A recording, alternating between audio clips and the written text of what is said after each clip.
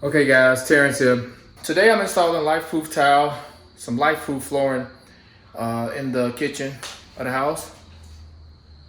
These are super simple, some of the simplest tiles I've ever installed on the flooring. And the system is so nice and so unique. It allows for you to install it without a vapor barrier. You can just install it over the, here I'm installing over some old linoleum that was on the floor, and very easy floor. I'm just using a mallet. I do got a tapping block and a pull bar, but the mallet has pretty much been my friend with this floor, and making cuts with my miter saw, and I got the jigsaw over there to make the vent cuts. But let me grab a plank and show you guys how easy it is to install this Lifeproof flooring. Okay guys, I just opened up another box. I bought 9 boxes. I have the big planks. They're a little over 8 inches wide, 59 inches long. Let me see, where is that to be exact? 8.7 inches, 59.4 inches long. 6 planks per case, but they're so big they take up a lot of square footage. One tile does, and it has this unique, I mean, these are waterproof. It says Lifeproof, lasts just as long as the life of the house. But just walking on the ones I've installed already, you can tell the floor is sound, it's firm, even though the subfloor is kind of not the best shape. I'll cut this torn up linoleum out, but I don't have to. This flooring is so unique. I'll show you guys. It has the subfloor imperfections. I mean, it's layered. It has this isocore back. Maybe this is the vapor barrier, but it's also like rubberized. Like it's got a rubbery feel to it. And this probably allows the floor to have a smooth, when you walk on it, just a firm, nice, soft touch to the walk. Like it won't be hard when you're walking on it. Even barefooted, it still will just have a nice feel to it when you walk on it. And like, I'm loving these tiles. Like, these tiles are great, and they're expensive, like very expensive. Like this 6 planks was $68 per box without tax. So upward to like 75 bucks almost with tax per box. And you're getting 6 planks, but these are the huge planks. The smaller planks, of course, are cheaper, but they take up so much square footage. This is 1 box pretty much. Okay, I started, since I'm working from the right side of the, the right side of the room, working my way out. I face the tiles. As you can see, I face this notch this way and the slot on the back side. So I kind of angle them up. The pieces I cut, like I cut a piece off down there. I just staggered this joint already, so I'll just keep this a full plank, and I'll use that piece I cut to stagger the floor on this next, when I start the next row. But yeah, you drop them in place on an angle, kind of push them in a little slot, and just let them lay down. And then I'll get the mallet.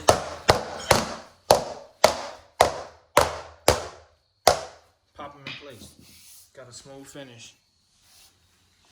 And with the next one, like this is, I like this system. Like this is, it's so simple for such a durable tile. You would think it'll be a complex system, but super simple installation with minimal tools.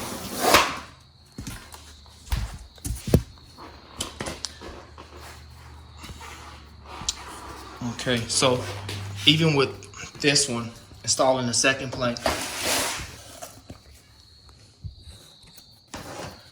bear with me guys, I'm trying to just hold my phone while I do this. I wasn't gonna record this video, but I saw how simple they were, and I just made time. So I line it up with the tiles that's horizontally or parallel to it, line them up, scoot it down to the tip, and I let it sit in place.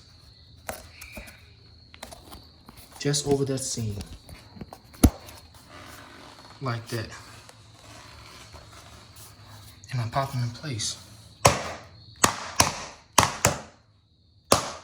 Get another towel. It won't take no time to put these towels down. It's a very simple job. And you install it the same way. I'm not gonna record the full job because it doesn't require to show the full installation. Once you get going with these tiles, you get in the groove. Make sure I push it when I push down in my slot.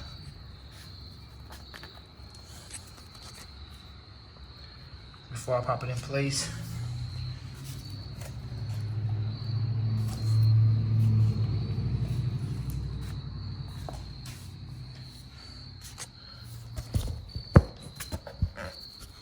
Make sure that groove is there.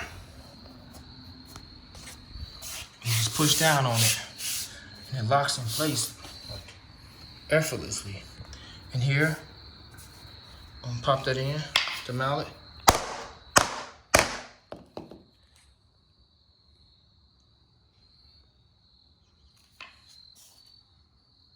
And I'm just get a seamless joint. So guys, I just want to show that these tiles are so simple to install. I'll be done in no time with this kitchen. And on to the next project as I complete the house.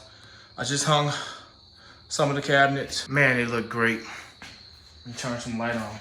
Just painted the other ones. These are brand new cabinets. Just painted all of them. And they're gonna look amazing in here. Let me get some light on and show you guys. But guys, subscribe to the channel if you guys want to see me renovate this entire property by myself. I'm uploading stuff as I move along. I got the torch lights up there, but they turned out beautiful. Yeah, I put torch lights, torch LEDs all around.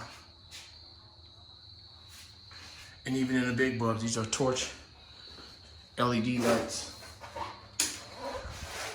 As you can see them. So guys, subscribe to the channel, like, share, comment. Let me know what you guys think. I'll be uploading video as I move along with this project. I'm nearing the home stretch. The kitchen is my last thing I need to do. I'm in here right now, and it's gonna look amazing when I'm done. I'm talking about amazing. Gotta pick up the backsplash. The hood range I ordered should be in a couple days. All the appliances came, dishwasher, refrigerator, and stove. So subscribe to the channel, guys, and hit that notification bell so you guys can be notified when I upload new content, new videos, etc. So just want to show you guys this. Installing Lifeproof Tile in this kitchen. They're expensive, but they're great.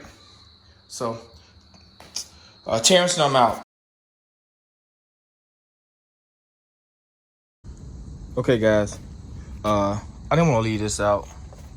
When you're making cuts around obstacles, I masked the tape off. I don't want it to chip. I want to keep a clean look on the plank. So I mask, this is my line. You can see I got it marked, but this is the line I'll be cutting off of. And I have tape on the back side of that line so it won't chip off on the side that that's exposed, or that will be showing on the floor. I'm actually making a cut around here right now, so using the jigsaw, and I want to show that since I didn't show that part of it. Yeah, but just got to make some good clean cuts, and of course they got the vinyl cutters. I use a couple. I own a couple, and I've used them. I don't like them like that. You know, it allows you not to come outside, and it don't draw that much dust. It don't draw any dust. It allows you to stay in the house and make the cuts. But I'm in love with my miter saw, so just use the miter and make the cuts, and the jigsaw to make the cuts around objects. So just want to show that.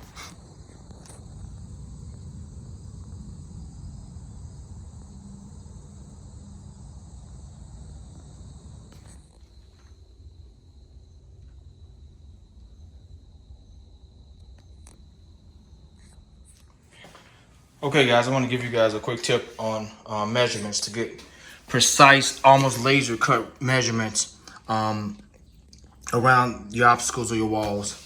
Like I got the tile set in places even to where it's gonna lay. I make my mark, I line it up with the wall, I make it right on point. I tuck it under the wall a little bit, even though the trim is gonna stick out way farther than that. Same as the other side. And to get my depth, I measure from the wall, try to even be level with the wall. And since I know the notch will be cut out when I cut that piece out, and it's just to be the tile, I measure to the tile itself, or to the plank, which is 3.5. Exactly, 3.5. Since I know the gap is 3.5 inches, I'll reverse my tape.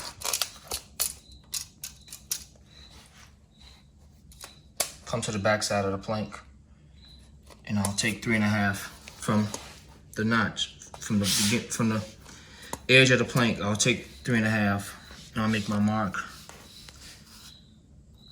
here.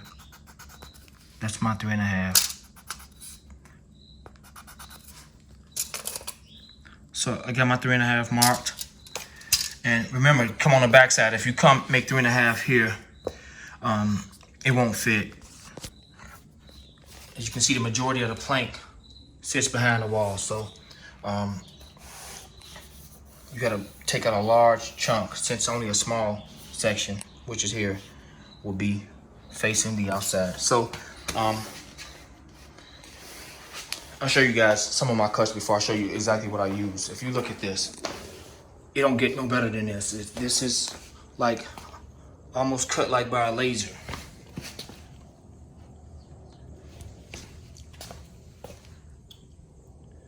Even though if there were gaps, the trim will have most of it. I'm going flush against the wall. It's like all the way around. So it would be no different from with this cut. Show you guys what I use, and something I recommend when kind of cutting these angles. You got your depth marked and you got your width marked out. So this framing square is like perfect for making those marks meet. I can just line it. That line, I meet it with this intersection, and I'll mark. I'll make my mark there, and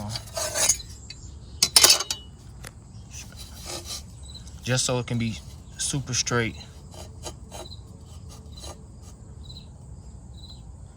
I'll make the same.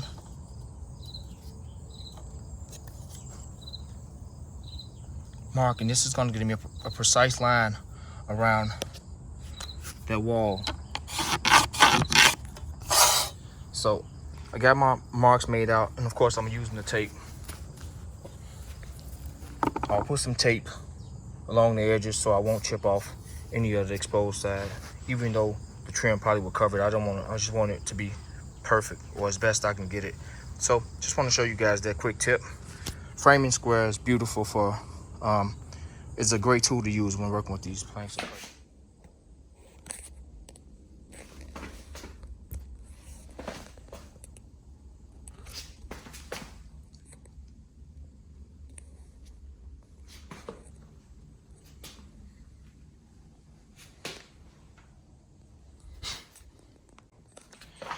Okay guys, I got some skinny, I gotta trim some tile off to get these sections back here, and also in here.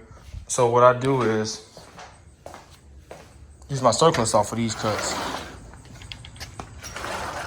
Clamp me a straight edge along my plank, get my marks, my blade is gonna line up at, and how much I need to cut off, and I'll get a beautiful cut using my circular saw. So Just want to show you guys that I use a circular saw to make the long cuts when I want to trim some off when the tile is actually too wide.